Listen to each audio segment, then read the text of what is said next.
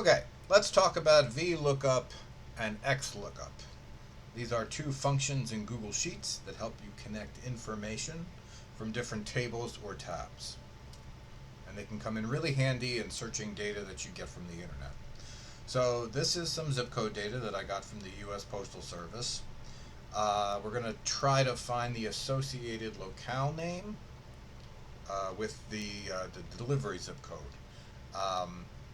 There are 44,000 entries in this. So if you had a list of about a dozen zip codes or 20 zip codes that you needed to look up, it would take you a lot of time to comb through this table. We're going to show you a way to do it very quickly. So we have this list of zip codes. We want to pull in the matching city name. Instead of copying and pasting, we can do this automatically. So I'm going to show you first the structure of the formula that we're going to use, and then we're going to watch it used in practice. So the first one we're looking at is VLOOKUP, and what this says to the spreadsheet is look at the cell A2 and find that value in columns for the zip data table. And then I want you to look at the number of columns past our query column and then pull those in if they're associated with my zip code. I know that's a mouthful. I want you to look at this cell and come back to it for reference once this starts to become a little bit more familiar. There are 4 arguments in this formula after the equals VLOOKUP. The fourth one is answering the question that Google Sheets is going to ask you is, should I allow approximate matches? You will get a lot more information, not all of it possibly clean. So good practice when you're looking and you know what you're looking for. False is the answer you want to give. No exact matches only. We're going to come back to our table. We're going to come here to another tab in the same worksheet. I've already put in a dozen or so zip codes that I've just made up. Places I've known, places I've lived, places I've gone to school, the Express News. They are all over, and you could use any number of zip codes or any other information. The key here is that you're looking at a large table, a data set. You want a select amount of information, and this is a way to just compile it very quickly without having to do a lot of manual labor and running the risk of missing something. So as you can see, I've put in a formula for VLOOKUP. A2 in this case represents 00601. Zip detail exclamation point and then a range of cells refers to this table, and E2 going all the way over to column J. We could have gone to K, I wrote J, and then that'll take you all the way down to the last row, which is 44,396. We're going to be pulling the matching information from the 4th column past our query. Our query is column E. Column E is the zip code. You'll see that they're aligned on the left. So the zip codes in this table, look at here under 1, 2, 3, this is the data format. This is important. If the data format does not match this in the 2 tabs that we're working with, the VLOOKUP will not be able to see what you're looking for. We want to come over here, we want to select, it should be selected as plain text, but we'll highlight the column, we'll click this, and then we'll select it as plain text. And we're going to do the same thing here. 1, 2, 3, select it as plain text. Alright. We have our query cell here in this table. We have our range in the original data table. We're looking to pull the 4th past E, which is 1, 2,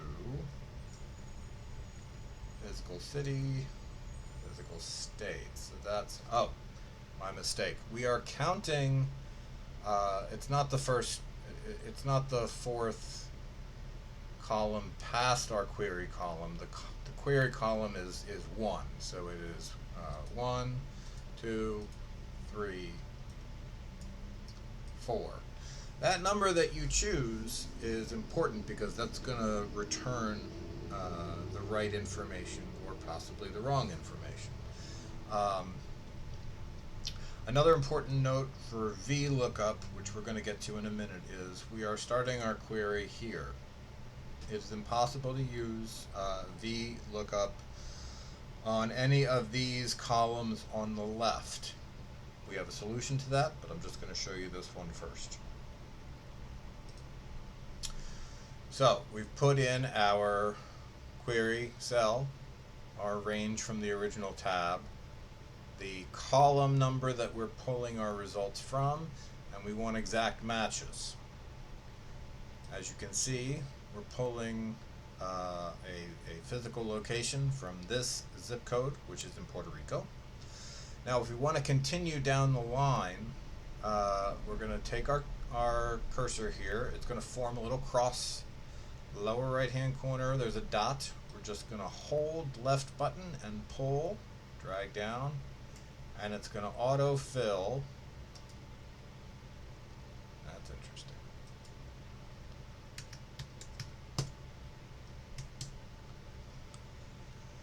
Huh. Well, let's try another one. There we go. If you want to continue pulling down, you can add additional zip codes. So let's see. I don't even know if this is a zip code. It's not. 10012 is in New York. We know that. So anyway, that is VLOOKUP, and you can add as many as you want, and it will use this formula to pull the locale name. Now if you just wanted to know what state they were in, you would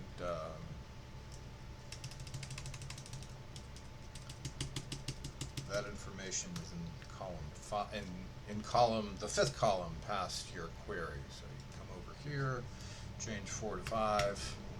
That'll tell you Puerto Rico. Now because it's the Postal Service, you're only going to get an abbreviation for the state or the territory. We'll pull that down just like we did, and it'll tell you what state all of these places are in. So that's VLOOKUP. But like I said, let's say your information that you wanted was to the left of your query. You could rearrange a table where there's 44,000 rows. I think that sort of thing can become messy. So we're going to use something that's a little newer and something that is not in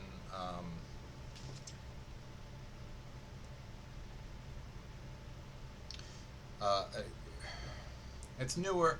XLOOKUP is newer, it's smarter, and it works the way your brain does. So you tell it what you're looking for. You're generally telling it where to find it, and then you tell it what you want to return. It doesn't care where the column is. It will just look for it. So that formula is a little different.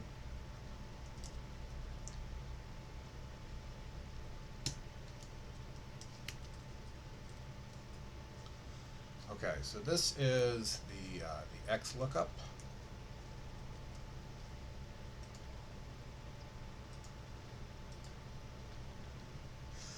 This says something different to Google Sheets. This says look for the value in cell 2, D2. In this particular column, an entire column is indicated by the letter, colon, letter, no numbers. That doesn't limit it to a specific number of cells. You can use cells to limit your query, but in this example, I'm just going to keep it simple and look at the entire column. So you're looking in the column E for the values we've placed in D2, and we'll go back to our table so that becomes clear. The associated information is in column A. Now that's important because it represents a column that was to the left of our query column, which is something we couldn't do with VLOOKUP. And then rather than indicating whether you want an approximate or an exact match, the fourth argument in XLOOKUP is what to say if it can't find a value. So we'll come back over here. This is cell D2. It doesn't have to be D2, but because I'm placing both examples in one table, it is D2, 00601. The zip code in our data table is in column E, so I've indicated column E. And then, just so that I'm looking at a column that couldn't be accessed with VLOOKUP, I've chosen column A for the result. So that result is an area name. I can't tell you what that means. It is something related to how the Postal Service divides its zip codes. But as you can see, it is accurately pulling Southern. And then if you do the same thing we did last time, where you pull this cell down to apply to all the zip codes that we've placed in here, it is accurately telling you which district each zip code refers to. Atlantic, this is suburban Philadelphia, this is New Jersey. Central is going to refer to a zip code in Ohio. Again, we found this last time. I used the zip code to my college, but apparently the college's specific zip code is not limited to the Postal Service date. Also, I went to college 25 years ago, so maybe the zip code has changed, but the towns is 15701, and we get a result. And then you folks in Texas, 78205, we have a Southern, which is accurate. So that is how these work. They are effective tools. It has taken me a long time to get comfortable with them. You just have to remember the four arguments and how they relate to one another. These two cells and this video will be included in this spreadsheet for you to reference again and again. They will help, I think, I hope. And if you have any questions, let us know. Thank you so much.